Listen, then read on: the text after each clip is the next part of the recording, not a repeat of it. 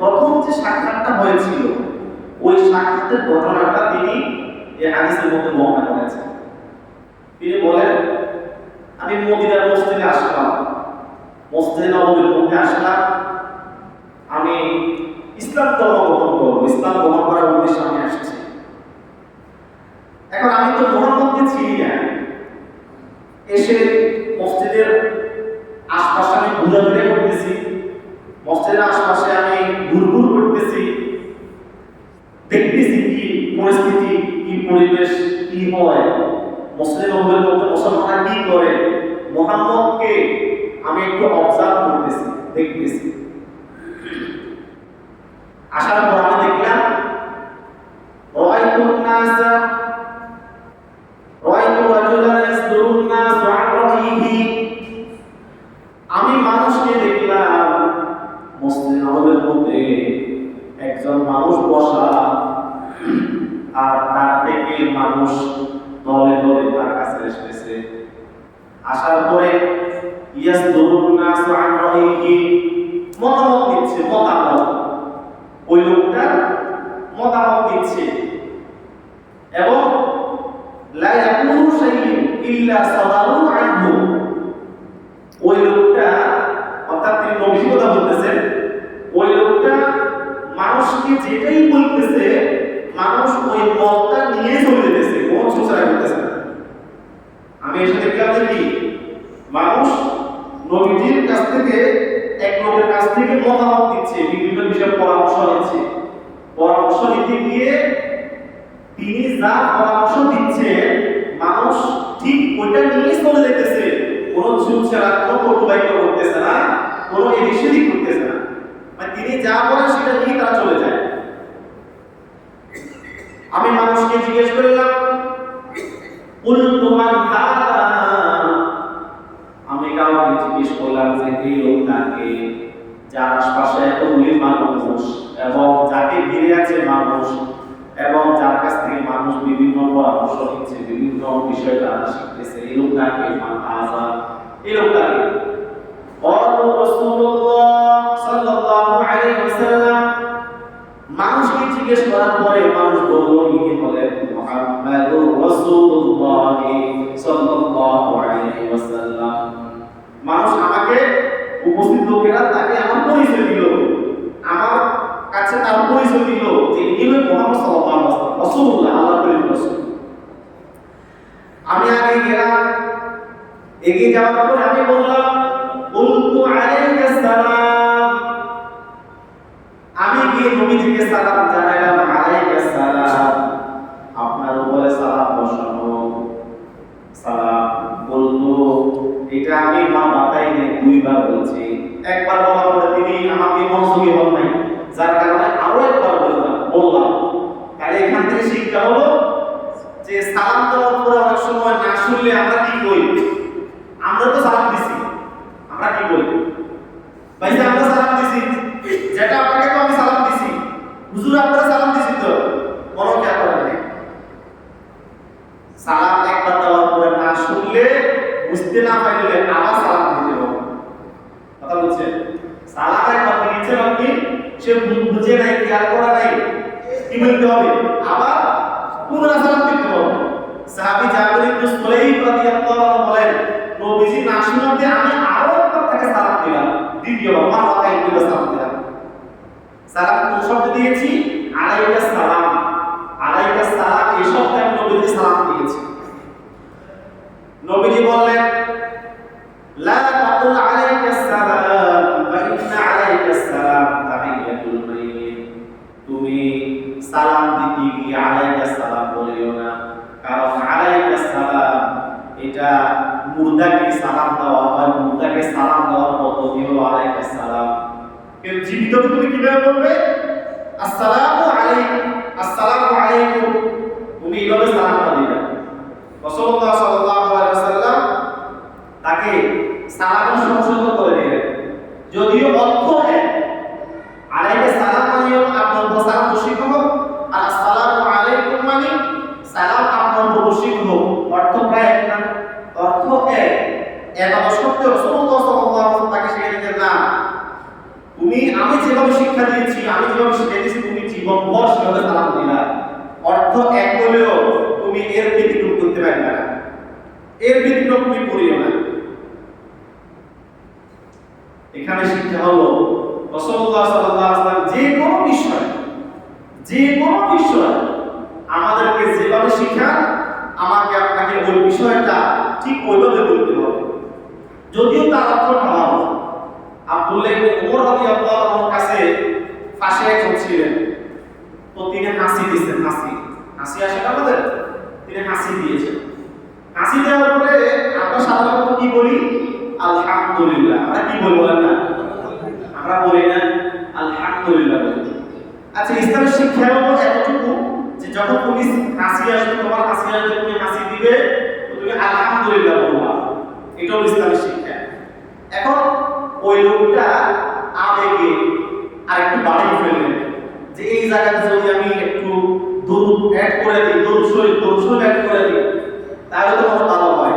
তো তিনি হাসি দেওয়ার পরে বললেন আলহামদুলিল্লাহ ওয়াসসালাতু ওয়াসসালামু আলা রাসূলিল্লাহ, সমস্ত প্রশংসা আল্লাহর এবং সালাতু সালাম আল্লাহ রাসূলের উপর বর্ষিত হোক।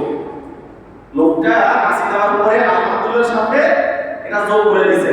আচ্ছা বলেন, আলহামদুলিল্লাহর পরে ওয়াসসালাতু ওয়াসসালামু আলা রাসূলিল্লাহ এটা বলা কি এটা খারাপ জিনিস? দুরূদ পড়া খারাপ? দুরূদ পড়া কি না খারাপ না, কিন্তু ইসলামের শিক্ষা এই জায়গায় শুধু আলহামদুলিল্লাহ বলা, আপনি এই জায়গাতে বাড়াইয়া কাটছিট করে কিছু কমাইয়ে দিবেন, কিছু বাড়াইয়ে দিবেন, এই শুধু ইসলাম আপনাকে দেয় না। আব্দুল্লাহ ইবনে উমর রাদিয়াল্লাহু তাআলা তিনি বলেন, তুমি তো যখন একটা কাজ করছো, তুমি যখন একটা কাজ করছো, যেই দোয়া নবী শিখায় নাই, যেই জায়গাতে নবী এই কথা বলে নাই, তোমার সাহস কিভাবে হলো যে তুমি ওই জায়গাতে বাড়াইয়া তুমি ওয়াসসালাতু ওয়াসসালামু আলা রাসূলিল্লাহ বললা? এটা নবী ইসারে শিখাতে পারতেন না, নবী ইসারে বলতে পারতেন না, নবী চাইলে বলতে পারতেন, নবী ইসারে শিখাতে পারতেন। সুতরাং নবী যতটুকু বলেছে তো তুমি ততটুকু বলো। তিনি বলেছেন আলহামদুলিল্লাহ হাসি দেওয়ার পরে তুমি আলহামদুলিল্লাহই বলো, তুমি আবেগে ওয়াসসালাতু ওয়াসসালামু আলা রাসূলিল্লাহ আবেগে নবীর উপরে এখানে দরুদ শরীফ অ্যাড করে দিই, এটা নিষেধ। ইসলাম আমাকে আপনাকে যেভাবে শিখে সেভাবে বলতে হবে, অর্থাৎ যে আমি যা কিছু করি আমার সব কাজ যেন আল্লাহ এবং তার রাসূলের পারমিশন অনুযায়ী হয়, পারমিশন আল্লাহ এবং তার রাসূলের মত অনুযায়ী যেন হয়। আমার মন মতো আমল করে ফেলবো, আমার মন মতো আমল করে আমি জান্নাতে চলে যাব, এই চিন্তা করা এটা বোকামি বই আর কিছু না। হযরতে আবু বকর, হযরতে ওমর রাদিয়াল্লাহু তাআলা আনহুমা, তারা সাহাবীদের মধ্যে একেবারে প্রথম সারির সাহাবী। আবু বকর, ওমর একেবারে প্রথম সারির প্রথম দিকের সাহাবী। তারা রাসূলুল্লাহ সাল্লাল্লাহু আলাইহি ওয়াসাল্লাম একদিন বের হলেন, বের হওয়ার পরে আবু বকরের বাড়ির পাশ দিয়ে যাওয়ার সময় রাতের শেষ অংশে তিনি দেখতে পেলেন আবু বকর কিয়ামুল লাইল করতেছেন, একা একা তাহাজ্জুদ করতেছেন, আর তিনি কোরআন তেলাওয়াত করতেছেন, আস্তে নিম্ন আওয়াজে তিনি পাঠ করতেছেন। এরপরে আরেকটু যাওয়ার পরে হযরত ওমর ফারুক রাদিয়াল্লাহু তাআলা বাড়ির পাশ দিয়ে নবীজন যাচ্ছিলেন, তিনি দেখলেন হযরত ওমর একেবারে লাউড স্পিকার খুব জোরে তিনি কোরআন পাঠ করতেছেন। তাহাজ্জুদের মধ্যে তিনি খুব জোরে কোরআন পাঠ করতেছেন। নবীজি পরদিন সকালবেলায় যখন নামাজে আসলেন, আবু বকর ওমর উভয়কে ডাক দিলেন যে আমার প্রিয় সাহাবী আবু বকর এবং ওমর এদিকে আসো, গত রাতে তোমাদেরকে আমি দেখলাম তুমি আবু বকর তাহাজ্জুদ নামাজের মধ্যে আস্তে একেবারে নিম্ন আওয়াজে তুমি কোরআন পাঠ করতেছো, এটা কেন? আর ওমরকে জিজ্ঞেস করলেন তুমি দেখলাম অনেক জোরে কোরআন পাঠ করতেছো, এটাও কেন আমাকে একটু বলো। হযরত আবু বকর বললেন ইয়া রাসূলুল্লাহ আসমা'তু মান নাজাইতু, আমি তো জোরে কেন বলবো, আমি আস্তে বললেও যে আল্লাহকে শোনানো দরকার ওই আল্লাহ তো আমার আস্তে আওয়াজ শুনে, ওই আল্লাহ তো আমার আস্তে আওয়াজটাও শুনবেন। সুতরাং আমি তো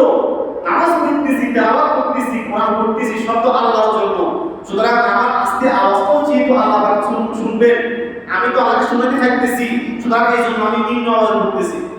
কয় ওমর তুমি কেন জোরে বলতেছো তাহলে?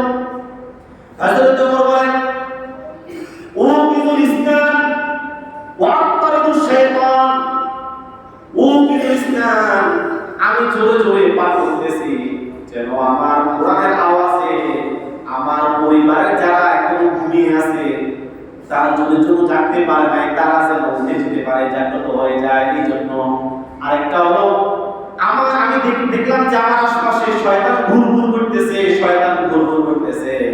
শয়তানকে দেখিয়া আমি জোরে জোরে কোরআন পাঠ করলাম যেন শয়তানের এই কোরআনের পাঠ শয়তানের গায়ের উপরে চাবুকে আঘাত করে। জোরে পাঠ, জোরে কোরআন পাঠ করার মাধ্যমে আমি দুটো উদ্দেশ্য আমার ছিল।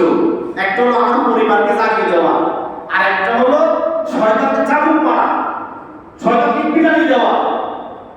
হযরতে নবী করিম সাল্লাল্লাহু আলাইহি ওয়াসাল্লাম বললেন, হে আবু বকর তুমি যেটা করছো সেটাও ঠিক আছে, হে ওমর তুমি যা করছো তাও ঠিক আছে, তবে আবু বকর ইরফা সাওতাক তুমি তোমার আওয়াজটাকে আরেকটু বড় করিও, হে ওমর ওয়াহফিস সাওতাক আর তুমি তোমার আওয়াজটা একটু কম করিও। অর্থাৎ মিডল মধ্যপন্থাকে অবলম্বন করিও। আল্লাহ রাসূলের এখানে উদ্দেশ্য ছিল যে তোমরা তো আস্তে তাহাজ্জুদের মধ্যে পড়া, তাহাজ্জুদের মধ্যে পড়া, এটা তোমরা তোমাদের এতদিন পর্যন্ত তোমরা তোমাদের খেয়াল অনুযায়ী করছো, এটা তোমাদের খেয়াল অনুযায়ী তোমরা কাজ করছো। আজকে থেকে তোমাদের এই কাজটা আমি মুহাম্মদ সাল্লাল্লাহু আলাইহি ওয়াসাল্লামের শিখানোর পদ্ধতি তোমরা করো। এই জন্য আমার ইবাদত, আমার সব কিছু রাসূলুল্লাহ সাল্লাল্লাহু আলাইহি ওয়াসাল্লামের শিখানোর পদ্ধতিতে পাওয়া যায়। ওয়াবতাগি বাইনা যালিকা সাবিলা, আল্লাহ তাআলা বলেন ওয়ালা তাজহার বিসসালাতিকা ওয়ালা তুখাফিত বিহা ওয়াবতাগি বাইনা যালিকা সাবিলা।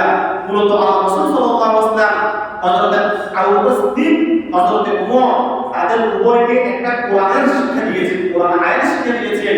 আল্লাহ তাআলা কোরআনের মধ্যে বলেন ওয়ালা তাজহার বিসসালাতিকা ওয়ালা তুখাফিত বিহা, হে নবী আপনি আপনার সালাতকে, আপনার তেলাওয়াতকে, আপনার নামাজকে আপনি খুব বেশি জোরে পড়িয়েন না এবং ওয়ালা তুখাফিত বিহা একেবারে আস্তে পড়িয়েন না। ওয়াবতাগি বাইনা যালিকা সাবিলা, জোরে এবং আস্তের মাঝামাঝি একটা স্টেপে আপনি এলাও করবেন। এইজন্য আমাদের সব কিছু যদি অর্থ ভালো, এটার উদ্দেশ্য ভালো, কিন্তু নবী সাল্লাল্লাহু আলাইহি ওয়াসাল্লাম যেভাবে শিখিয়েছেন ঠিক ওইভাবে করলে আমার আপনার ইবাদত গ্রহণযোগ্য হবে। ওটা মনমতো ইবাদত হবে, মনমতো ইবাদত। আমাদের দেশে কিন্তু আবেগ বেশি, এই দেশের মুসলমানদের আবেগ বেশি।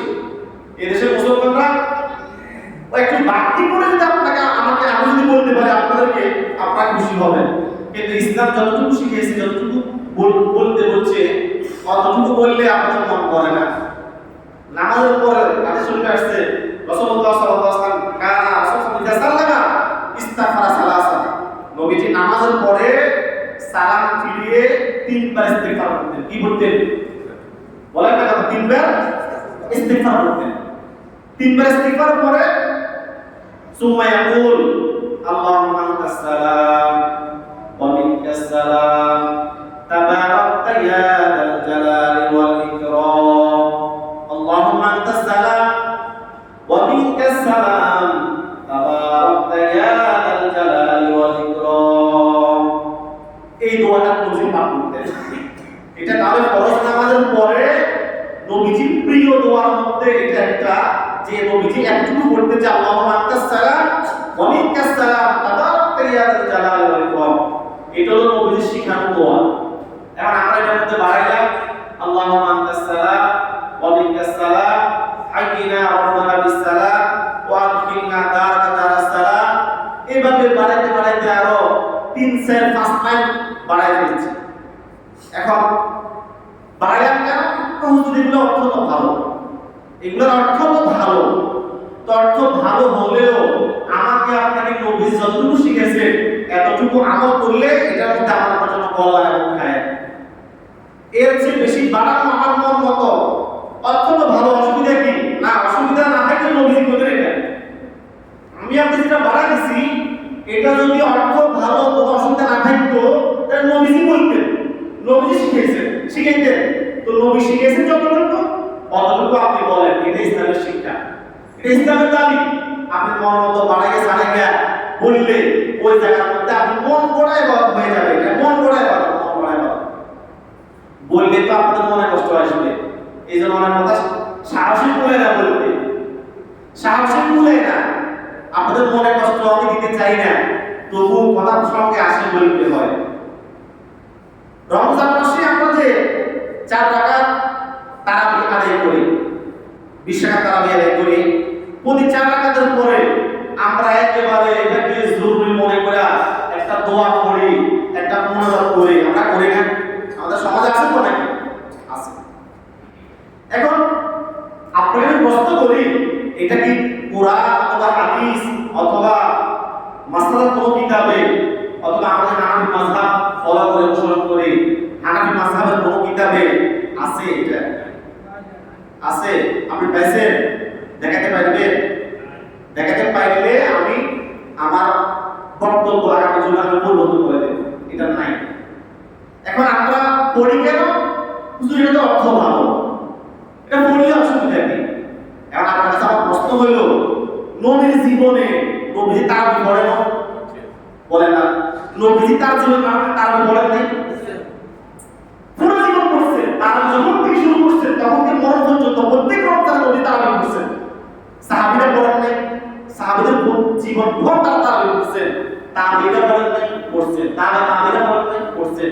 আইমে মুস্তাহিদিন 4 মাযহাবের যে ইমাম, ইমাম আযম আবু হানিফা, ইমাম শাফিঈ, ইমাম মালিক, আহমদ ইবনে হাম্বল সহ কুরুনে সালাসা সর্বযুগের 3 যুগের প্রায় 3-400 বছর পর্যন্ত, এত লম্বা সময় পর্যন্ত আপনি একটু দেখান যে এই লম্বা সময়ের মধ্যে কোন নবী, কোন সাহাবী, কোন তাবেঈ এই দোয়াটা করছে। সাইরাকাতে পরে একেবারে জরুরি ভিত্তিতে এই সাইরাকাতে মুনাজাতটা করছে, আমাকে একটু দেখান।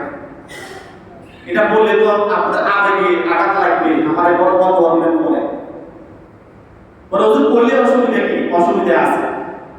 অসুবিধা হলো, আচ্ছা আপনারা বলেন তো তারাবিহ এটা আরবি শব্দ না? সবাই আমার কথার সাথে হ্যাঁ না বলবেন, আওয়াজ দিবেন। তারাবিহ এটা কি শব্দ? সবাই বলেন কি শব্দ? আরবি শব্দ। তারাবিহ যারা শিক্ষিত হবে তারা বুঝবেন। ভাষার মধ্যে একটা আছে এক বচন শব্দ, একটা আছে দ্বিবচন শব্দ, একটা আছে বহুবচন শব্দ। আছে না? এক বচন মানে যেটা এক বোঝায়, আমি বললে একজন বোঝায়, আমি দ্বারা কি 10 জন বোঝায় নাকি? আমি শব্দ দ্বারা কি 10 জন বোঝায়? একজন বোঝায়। 2 জন বললে 2 বোঝায়, এটা দ্বিবচন। যদি বলে আমরা অথবা বলে আমরা সকলে, তাহলে আমরা অথবা সকলে এই সকল শব্দগুলো হলো বহুবচন শব্দ। এগুলা দ্বারা অনেক সংখ্যা বোঝায়, সংখ্যা অনেক বোঝায়।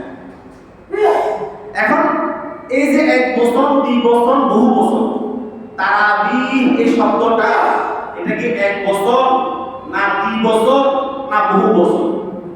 আপনারা হয়তো অনেকে জানবেন না, আমি বলি তারাবিহ এই শব্দটা বহুবচন শব্দ। বহুবচন এটা কি বচন বলেন? বহুবচন শব্দ। তাহলে প্রত্যেকটা আরবি বহুবচন শব্দের একক বচন শব্দ থাকে। আরবি প্রত্যেকটা বহুবচন শব্দের কি থাকে? একক বচন শব্দ থাকে। তারাবিহ যদি বহুবচন শব্দ হয়, তার এক বচন শব্দ হলো তারাবিহাতুন, তারাবিহা। তার এক বচন শব্দ কি? তারাবিহা। তারবিহা তার বহুবচন হলো তারাবিহ। কথাটা বুঝছেন তো আপনারা? এখন আসেন, এই যে তারবিহা অর্থ কি? তারবিহা মানে কি? অথবা তারাবিকে তারাবি কেন বলে? তারাবিকে নামকরণ একটা কারণ আছে না? তারাবিকে যে তারাবি বলে এটার নামকরণ একটা কারণ আছে। তো তারাবিকে তারাবি এই জন্য বলে যেহেতু প্রতি 4 রাকাতের পরে ইসলামে বলে, কোরআন বলে, হাদিস বলে, নবীর শিক্ষা হলো প্রতি 4 রাকাতের পরে তুমি 4 রাকাত পর্যন্ত লম্বা সময় পর্যন্ত তুমি খতম তারাবি পড়তেছো, অনেক লম্বা সময় পর্যন্ত ধীরস্থিরভাবে ক্যাম্প করা হচ্ছে, 10-20 মিনিট পর্যন্ত 4 রাকাত পড়তে তোমার লাগে গেল, এই জন্য তুমি 4 রাকাত পরে কিছুক্ষণ বিশ্রাম নাও। 4 রাকাত পরে কিছু কি নেওয়ার জন্য হচ্ছে? কি নেওয়ার জন্য হচ্ছে? 4 রাকাত পরে আমরা কিছুক্ষণ জিরামু, কিছুক্ষণ বিশ্রাম নেব, আরাম করা, আরাম করব, বিশ্রাম নেব, এই জন্য তারাবিকে তারাবি বলা হয়। তারাবি শব্দের অর্থ হলো বিশ্রাম নেওয়া। তারাবি শব্দের অর্থ কি? সবাই কথা বলেন না। তারাবি শব্দের অর্থ কি? বিশ্রাম নেওয়া। তো বিশ্রাম কখন নিচ্ছি আমরা? প্রতি 4 রাকাতের পরে আমরা কি নিচ্ছি? বিশ্রাম নিচ্ছি। মানে 4 রাকাত পরে ক্লান্ত হয়ে গেছি, এখন ইসলাম বলে তুমি 4 রাকাতের পরে একটু জিরাও, একটু বিশ্রাম নাও। এখন তারাবিকে তারাবি কয় অবস্থায় রাকাতে পড়েছে আপনি জিরাইবেন এই জন্য। ইসলামে কয় আপনি জিরা 4 রাকাতের পরে। এখন আমরা কই গিলে জিরামু গিলে, আমরা কি শরীরে শক্তি কম নেই? আমাদের শরীরে কি শক্তি কম নেই? আমরা 4 রাকাতের পরে বসে বসে আরো বহু আমল করে ফেলবো। তাহলে ইসলামে কইলো কি আর আপনি করলেন কি? ইসলাম বললো কি আর আপনি করলেন কি? তারাবি এই যে নামাজটার নামকরণের মধ্যেই তো 4 রাকাতের পরে বসে বসে কিছু বিশ্রাম নেওয়ার কথা আছে। এখন আমরা বিষয়টা এমন হয়ে গেল না, ওই হেমিয়া হাতে তো আলোচনা হয়েছে, এ বিয়ার তো দুপুর পর্যন্ত আলোচনা হয়েছে, হালসাস করে হাল দিয়ে তারপর বাড়িতে আসছে। আসার পরে এখন মানুষ কয় ঘরনি ঘরওয়ানি বলতেছে ও জিরে জিরে দেখবে না, গোবর ওয়াকা হাতে হেলাই গেল না, বুঝলেন না?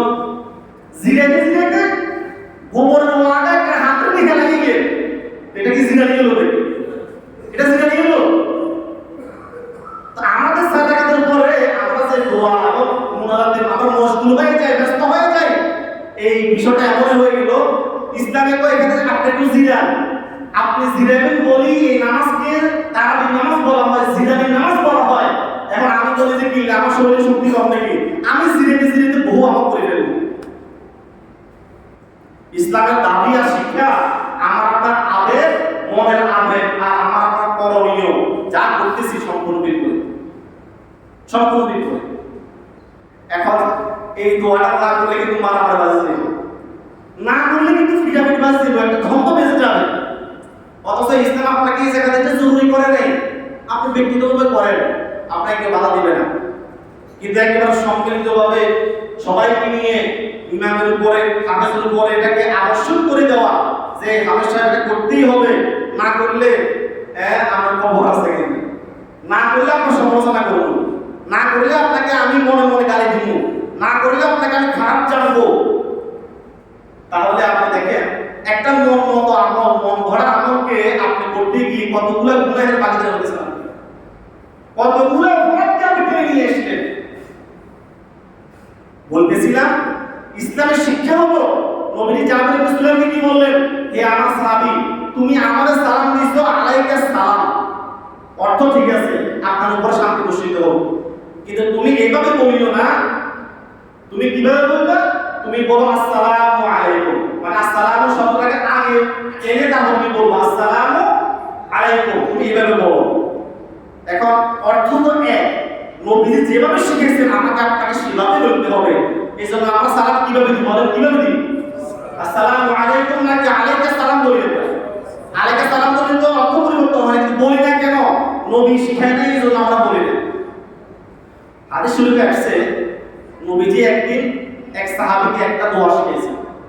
দোয়ার একটা অংশ হলো আমানতু বিকিতাবিকাল্লাযী আনজালতা ওয়া বিনাবিয়িকাল্লাযী আরসালতা। হে আল্লাহ, আপনার উপর আমি ঈমান আনলাম, হাসরের উপর ঈমান আনলাম, মিজানের উপর ঈমান আনলাম, এটার উপর ঈমান আনলাম। বলতে বলতে কি বললাম? আমানতু বিকিতাবিকাল্লাযী আনজালতা। হে নবী, হে আল্লাহ, আপনি যে কিতাব অবতরণ করেছেন ওই কিতাবের উপরে আমি ঈমান নিয়ে আসলাম, এবং ওয়া বিনাবিয়িকাল্লাযী আরসালতা, এবং ওই নবীর উপর ঈমান আনলাম যে নবীকে আপনি নবী বানাইয়া পাঠিয়েছেন। এটা একটা দোয়া আছে, যা অনেকে পারে না হয়তো। আমানতু বিকিতাবিকাল্লাযী আনজালতা ওয়া বিনাবিয়িকাল্লাযী আরসালতা। ওই সাহাবী কিছুদিন যাওয়ার পরে নবীজি আবার ডাক দিলেন, হে এদিকে আসো, সাহাবী এদিকে আসো, তোমাকে যে আমি একটা দোয়া শিখিয়েছিলাম ওই দোয়াটা বলো তো। তো ওই সাহাবী বলতে গিয়ে, এটা স্পষ্ট হাদিসের কথা বলতেছি আমি, ওই সাহাবী বলতে গিয়ে বলছে আমানতু বিকিতাবিকাল্লাযী আনজালতা ওয়া বিরাসূলিকাল্লাযী আরসালতা। নবীর জায়গাতে কি বলছে? রাসূল বলছে। নবীর জায়গাতে কি বলছে? রাসূল বলছে। আচ্ছা, নবীর জায়গাতে রাসূল বললে একই উদ্দেশ্য, অর্থ তো একই, যে আপনি যে রাসূল পাঠাইছেন ওই রাসূলের উপর আমি ঈমান নিয়ে আসছি। নবী শিখেছিলেন যে নবীকে আপনি পাঠাইছেন ওই নবীর উপর আমি ঈমান নিয়ে আসলাম। নবীর জায়গাতে বলে ফেলছে কি রাসূল। নবীজি বলেন যে আমার সাহাবী, আমি তোমাকে যেভাবে শিখেছি তুমি ঠিক ওইভাবে বলো।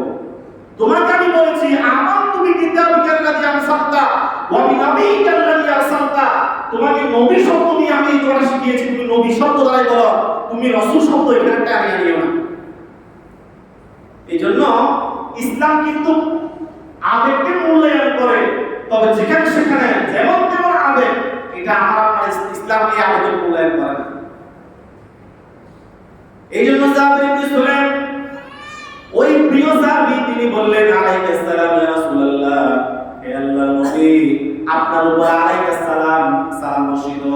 নবীজি বললেন লা তাকুল আলাইহিস সালাম, তুমি আলাইহিস সালাম বলিও না, বা ইন্না আলাইহিস সালাম তাহিয়াতুল মাইয়িত।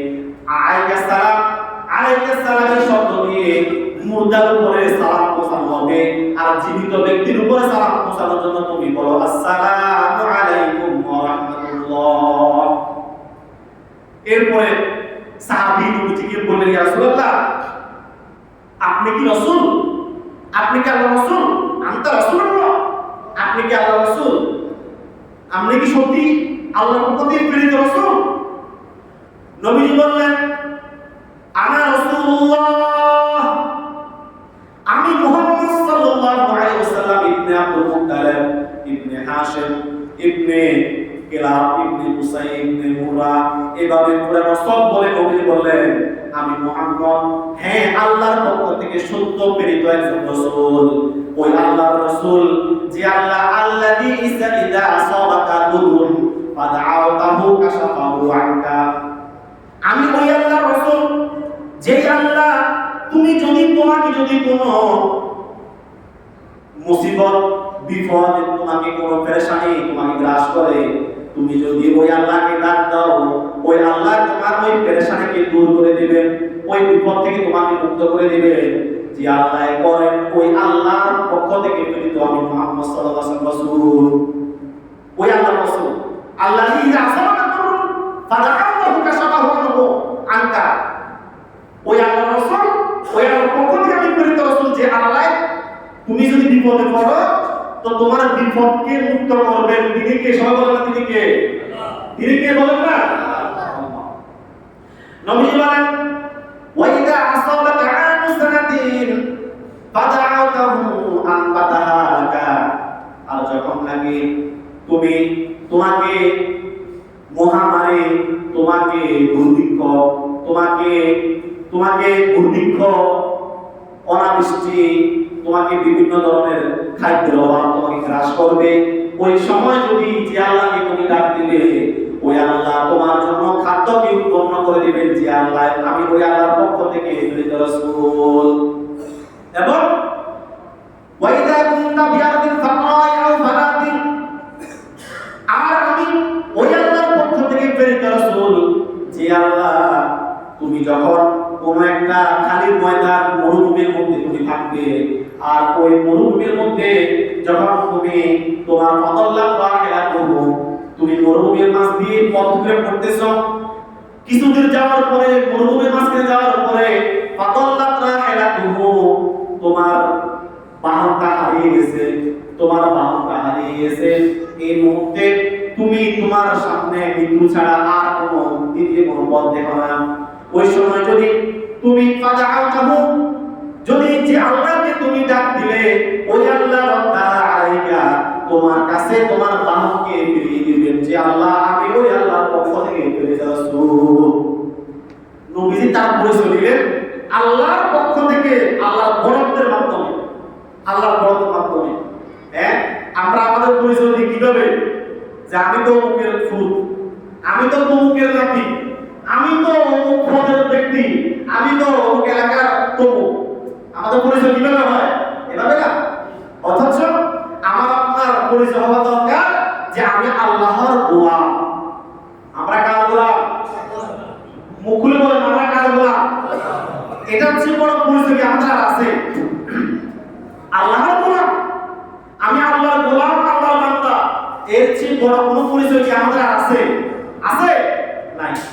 নবীজি চাইলে তিনি তার অনেক গুণাগুণ বলতে পারতেন যে হ্যাঁ আমি অমুক রাসূল তমুক নবী, না তিনি বললেন যে আমি ওই আল্লাহর রাসূল, যে আল্লাহ তোমাকে এই করেন, তোমাকে এই দেন, তোমাকে এই দেন। এই জন্য আমার আপনার পরিচয় হওয়া দরকার যে আমি আপনি আল্লাহর একজন নগণ্য, একজন গোলাম, একজন বান্দা। নবীজি সাহাবী হযরত জাবির ইবনে সুলাইমকে তার পরিচয়টা এভাবে কেন দিলেন? কারণ তিনি মুশরিক ছিলেন। তিনি মুশরিক ছিলেন। তো মুশরিক যারা, তারা বিভিন্ন মূর্তিকে বিভিন্ন মূর্তিকে, উপমাকে, প্রতিমাকে তারা পূজা করতেন। এটা হলো খাদ্য দিব, এই মূর্তিটা বিপদ থেকে রক্ষা করবে, এই মূর্তি আমাকে বরকত দিবে, এই মূর্তি আমাকে সন্তান দিবে।